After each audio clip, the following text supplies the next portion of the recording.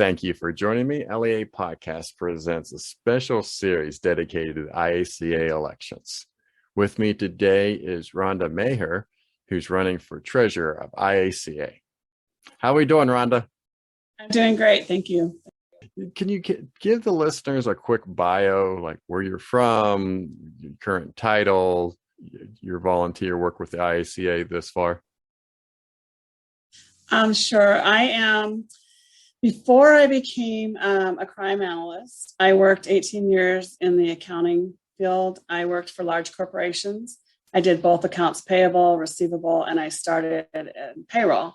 I am currently employed with San Bernardino County Sheriff's Department, and my title is I'm a crime and intelligence analyst, and I am assigned to the intelligence division. I'm also the current IACA treasurer, and I oversee the logistics committee, the store, the financial assistant committee, and the mail committee. Due to the upcoming election, however, the elections committee has been sent to be under the secretary, Kristen Lotman, so there's no conflict of interest. And then once the elections are completed, then they'll once again fall under the treasurer board position. I'm also currently a member of the mentoring committee. Did you say mail? Yeah. So the way that works is when mail comes, because our address is in Kansas City, we have a PO box. And so there's a person in Kansas City that collects the mail, opens the mail, and then they forward all the checks and everything to me or whoever the treasurer would be. And then I would make the deposits and things like that. Okay. All right. That makes sense then. Why do you want to be reelected as IACA treasurer? Well, it has been an honor for me to serve for the past 3 years. And I've dedicated myself to getting us current with the IRS, keeping us as a 501c3 nonprofit. And I'd like to continue my time as treasurer because I don't believe it's time for me, that my time has come to stop. I've always been an active member to the associations for which I belong, and I have volunteered almost my entire 27 years to our professional growth.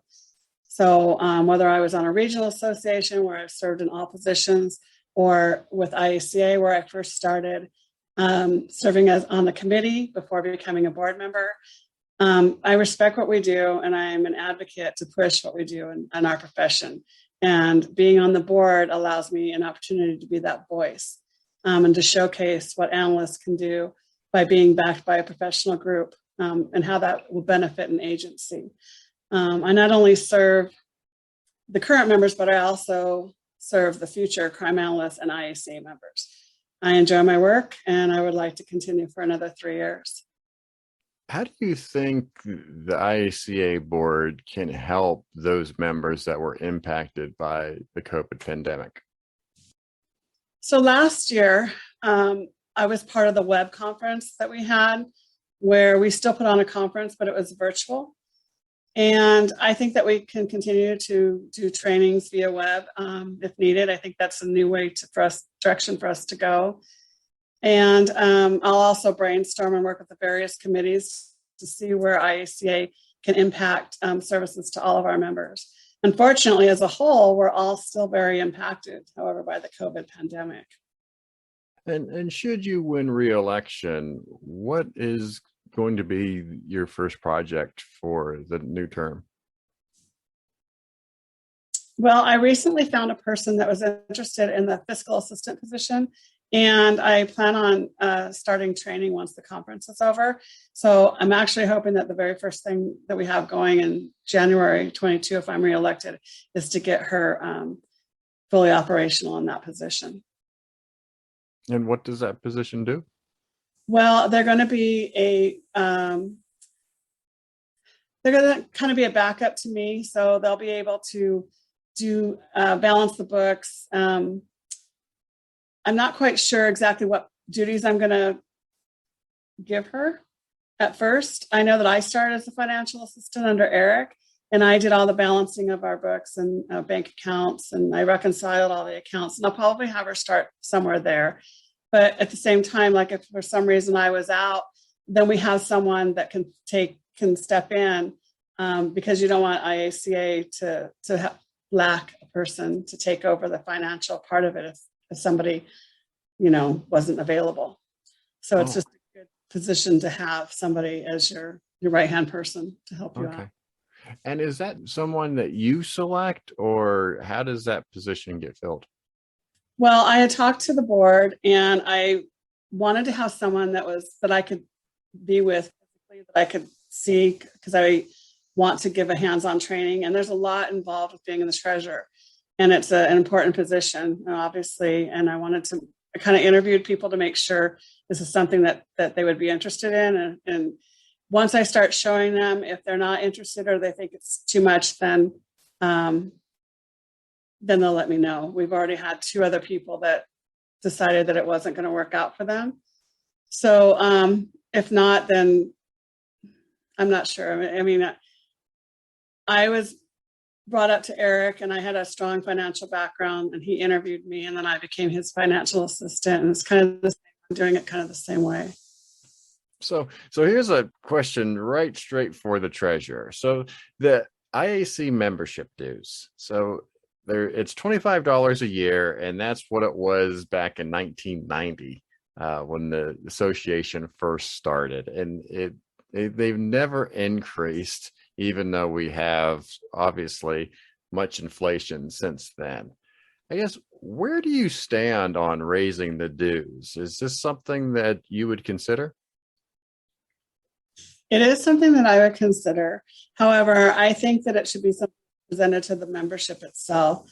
I think that proposing a question about how they feel, like doing a survey monkey, could give us a better idea of how the membership would sustain our numbers by raising the dues if they were to increase. Obviously, some of the countries that we have as members, it would be a real hardship, and they're already at a discounted rate. Also, right now with the COVID, I know that some analysts, are still members, but maybe they lost their job. So I don't know if that would be an impact as well. So I think going out to the membership, seeing how they feel, get an idea of how much they think it should be raised, and then working as a team with the membership itself. But I'm not opposed to it, but we are a nonprofit. We're not a for-profit organization. So if we do raise it, then we'd have to also see what the benefit would be to the members to raise our dues. And then would you have maybe a cap in mind and how much it would increase? I know that our regional association, I believe they're at $40 a year, but that also includes with the regionals, I think part of that $40 also covers their IACA, so it's a dual membership. So with that, I'm not real sure, because especially for the regions that are already discounted, I don't know. We would have to look and see as a whole how it would impact them before we could come up with numbers or percentages on how much we should increase. There's about 4,000 members in the IACA, and there's a certain percentage that, just don't participate at all. They don't go to the trainings, they don't go to the conference, they might not participate in any of the committees or be part of the forums or anything like that. And something like usually like 2-3% of the membership votes in each election. As a board member, how would you increase membership participation and involvement in the IACA?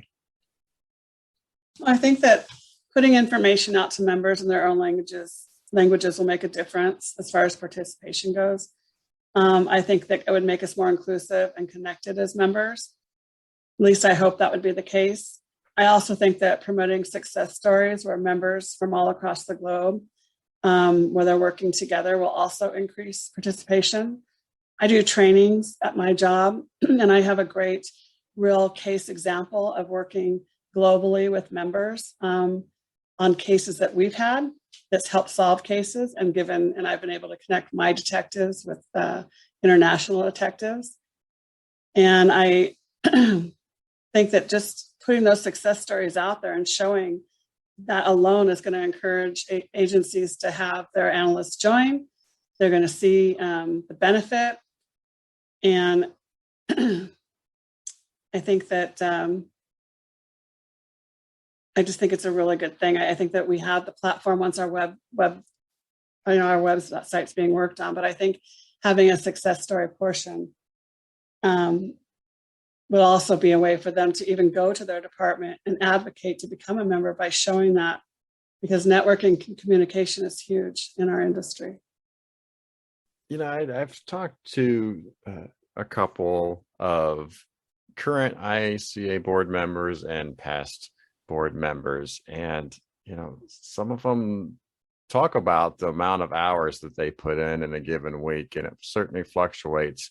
I know that the ask normally, or the anticipation, is to put about 10 hours a week in, and sometimes it's a lot more than that, which I think can be intimidating for someone thinking about running the board, knowing that that's quite a commitment. And so an idea that gets bounced around every now and then is this idea of hiring a permanent part-time employee for the association, something like either an executive director or an executive assistant, knowing full well there's some legality that needs to be taken care of given our status with the state of Kansas, is where the association is housed. What do you think about the idea of IACA hiring someone part-time to take care, to handle some of the administrative stuff, alleviating some of the pressure off the executive board? Well, I'm not opposed to it. I know it's been brought up from time to time. I believe that, like you mentioned, Kansas, that's where we were established. And so we would have to look at the guidelines, because I believe we might have, we're established as a all volunteer nonprofit. If we decided to go with that and we had to change states, and then we would have to look at that as well, because that would impact us across everything. We would have to change our address on a lot of things. And, it's not something that's not doable. I think that that there needs to be clear guidelines and expectations defined for a paid position, as far as what positions it's going to help alleviate on the board, because we all have different roles. And that's one of the reasons too, our hours, there are a lot of hours that we put in, but I don't know if a paid board position, if they want someone to be involved with all the areas of all the different positions, or is it going to be one of the positions over another and actually replace one of the positions? I'm not quite sure what it's going to look like, but I know it's been brought up, and it's something to consider at that time if it ever comes up. Should you be reelected as treasurer in your next term, how would you make the IACA more international? Well, last year I was part of the United Nations Crime Conference. It was the IOC director, Eureka Walsh, and IOC sub-chair, Sam Steiner, and myself. It was a great opportunity for us to work together on an international stage promoting our profession. I would like to seek out other opportunities like that one to collaborate on, and having members from all over the globe work together on such a project will make any divisions between the USA and the international groups melt away, in my opinion. Because together we would be connected and united for the common goals of our profession, and in return, it would make IACA a stronger association. What would winning the reelection for treasurer mean to you? Well, very first thing, I would be honored. I'd be honored to know that I have earned the confidence of our members to be trusted with such an important position on the IACA board. And then last question, do you have any final words for our listeners, or maybe even a campaign slogan? Well, if you ever have any questions about our finances, please contact me so that I'll be able to answer your questions and assist you. And then my slogan would simply be integrity first. Thank you so much, Rhonda, for being with me today, and good luck on the election, and you be safe. Thank you. And thank you for the opportunity to do this with you. Thank you for asking. You be safe too.